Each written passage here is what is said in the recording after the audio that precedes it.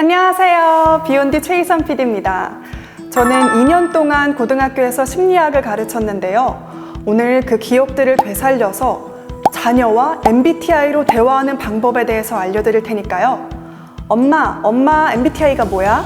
라는 질문에 엄마 정상이야 라고 대답을 하셨던 분들이 있으시다면 오늘 영상 집중해서 끝까지 봐주세요. MBTI는 융의 심리 유형론을 토대로 마이어스와 브릭스가 고안한 자기보고식 성격 검사입니다. 선천적 선호경향성을 측정하는데요. 먼저 선호경향성이란 내가 정말로 편안한 상태에서 아무런 의식도 하지 않은 상태에서 끌리는 그런 경향을 이야기를 합니다. 그러니까 선천적인 선호경향성이라는 거는 내가 교육이나 환경의 영향을 받기 전에 가지고 있는 선호경향성을 이야기합니다. MBTI는 이 선호경향성을 4가지 구분 척도로 나누는데요. 그래서 사람을 16가지의 성격 유형으로 나누고 있습니다. 오늘 이 4가지 구분 척도에 대해서 하나하나 알려드릴 테니까요. 들으시면서 얘가 이래서 이때 이런 생각을 했구나, 내가 이래서 이때 이런 행동을 했구나 하는 것을 좀 이해하시면서 들으실 수 있으면 좋겠습니다. 네, 첫 번째는요. 에너지가 밖으로 향하느냐, 안으로 향하느냐에 따라서 외향성과 내향성으로 나뉘는데요. 아주 많이 들어보셨을 것 같아요. 사람에게는 멘털 에너지라는 게 있습니다. 근데 이 멘털 에너지가 밖으로 향할 때 좀 편안한 사람이 있는 반면에 어떤 사람들은 그 에너지를 좀 이렇게 마음속에 가지고 있는 것을 좀 더 편안하게 생각하는 사람들이 있습니다. 이 전자를 외향성이라고 보고 후자를 내향성이라고 보는데요. 제가 한 번은 학교에서 그룹 이런 활동을 시킨 적이 있었어요. 어떤 남학생이 되게 그냥 오독하니 앉아 있는 거예요. 그래서 제가 왜 혼자 이러고 있어? 이렇게 물어봤거든요. 그랬더니 그 학생이 뭐라는지 아세요?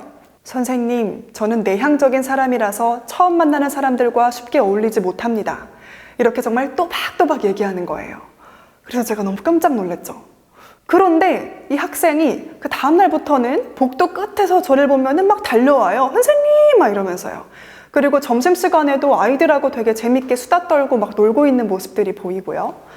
이 아이는 과연 내향적인 걸까요? 외향적인 걸까요? 이 내향성과 외향성의 사고 구조가 얼마나 다르냐면요. 외향적인 사람들은요. 내가 주중에는 회사에 있었으니까, 주중엔 학교에 있었으니까 주말은 밖에 나가야겠다. 이렇게 생각을 하는 반면에 내향적인 사람들은요. 나 주중에는 밖에 있었으니까 주말에는 집에 있어야겠다 라고 생각을 하는 사고 구조를 가지고 있다고 합니다. 그러니까 이 학생을 좀 더 자세히 봐보니까 주말에는 혼자 카페 가는 것도 좋아하고 또 방과 후 혼자 있을 때는 그림도 그리고 혼자 음악도 듣고 뭔가 이렇게 혼자 보내는 시간을 좋아하더라고요. 아마 내향적인 가능성이 높겠죠? 반면에 만약에 외향적인 아이라면은 방과 후에도 그리고 주말에도 친구들과 삼삼오오 모여가지고 맛있는 것도 먹으러 가고 또 학원도 같이 가는 걸 좀 더 선호하지 않을까 싶습니다. 두 번째는요, S와 N입니다. 정보를 어떻게 인식하느냐에 따라서 감각형과 직관형으로 나누는데요. 이 감각형은요, 나의 오감, 그리고 내가 경험한 모든 것들을 바탕으로 해서 사고합니다. 굉장히 현실적이죠. 반면에 직관형들은요, 내 직관대로 뭔가 이런 나무보다는 숲을 보는 경향이 좀 있습니다. 상상력이 풍부해 보일 수가 있어요. 제가 학교에서 얘들아, 너네 3개월밖에 안 남았는데 수능 어떻게 만점 받을 수 있을 것 같아? 이렇게 물어봤거든요. 그랬더니 어떤 학생이 선생님, 그걸 말이라고 하세요? 제가 수능 만점을 어떻게 받아요? 저 다 3등급이거든요. 근데 영어는 좀 구모 보니까 2등급은 나와서 뭐 잘하면 1등급 나올 수도 있겠는데요? 이렇게 얘기를 해요. 근데 어떤 학생은요, 선생님, 저 있잖아요. 왠지 느낌이 오는데 수능 만점 받을 것 같아요. 저 수능 만점 받았는데 전국에 저 한 명밖에 없어서 유퀴즈 출연하면 어떡해요? 저 너무 유명해지면 어떡해요? 이렇게 얘기를 합니다. 딱 감이 오시나요? 첫 번째 아이가 감각형 아이고요. 두 번째 아이가 이제 직관형 아이입니다. 차근차근 숲을 보고 있던 아이를 나무로 인도하는 것이 뭔가 직관형인 자녀와 대화를 할 수 있는 좋은 방법 중에 하나입니다. 세 번째는 T와 F입니다. 사고형과 감정형이라고도 하는데요. 아마 MBTI는 과학이야 라고 이렇게 얘기를 하시는 많은 분들이 가장 큰 차이를 느끼는 게 아마 이 사고형과 감정형의 차이이지 않을까 싶습니다. 이 둘은요, 가장 크게는 표현 방식이 다릅니다. 그러니까 마음은 똑같은데 표현하는 방식이 다르다 보니까 서로 너무 다르다라고 생각을 할 수 있다는 거죠. 엄마, 나 오늘 친구들이 나 머리가 해그리드 같대.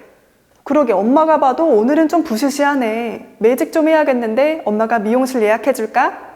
오구 우리 딸 누가 해그리드라 그랬어? 하나도 안 같아. 너무너무 예뻐.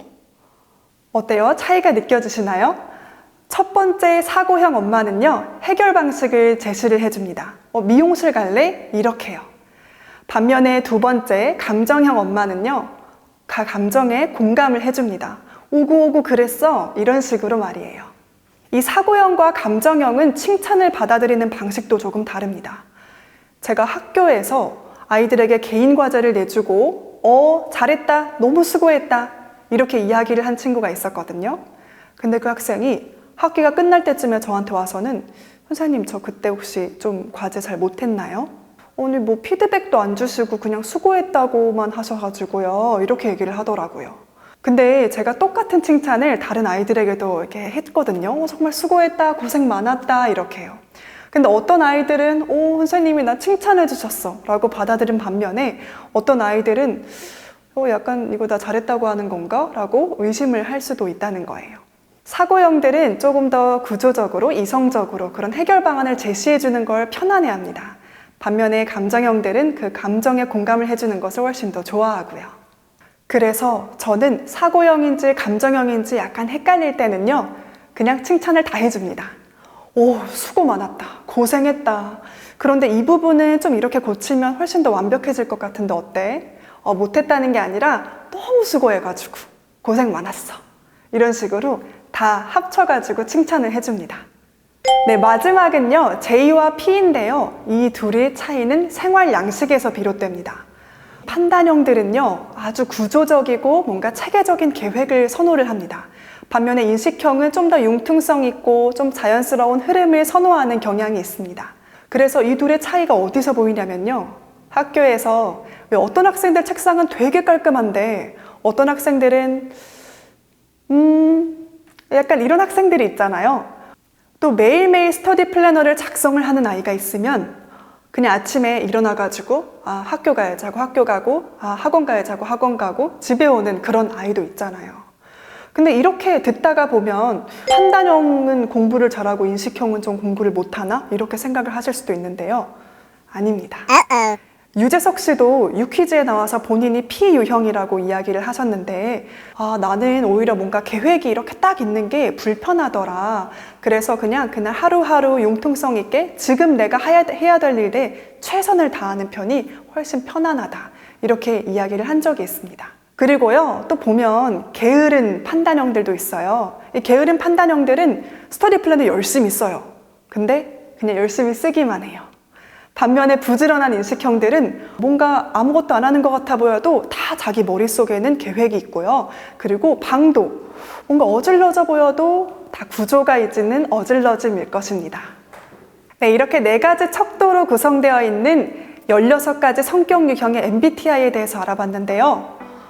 MBTI는 과학이야, 이렇게 생각을 하시는 분들 혹시 있으셨나요? MBTI는 과학은 아니고요, 사실은 통계학에 가깝습니다. 그래서 오늘 이렇게 들으신 거를 보고는 아이가 이런 선호 경향성이 있어서 좀 이렇게 생각을 하고 이렇게 행동을 했구나, 나는 그래서 이런 때 좀 불편했구나, 이렇게 좀 나와 너의 다름을 좀 인정을 하고 이해를 하는 그런 데 도움이 되는 참고 자료로만 사용을 하시면 좋겠습니다.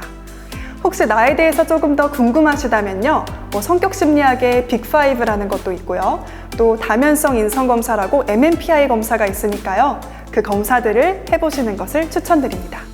네, 오늘 영상 재밌게 보셨다면요, 좋아요와 구독 부탁드립니다. 감사합니다.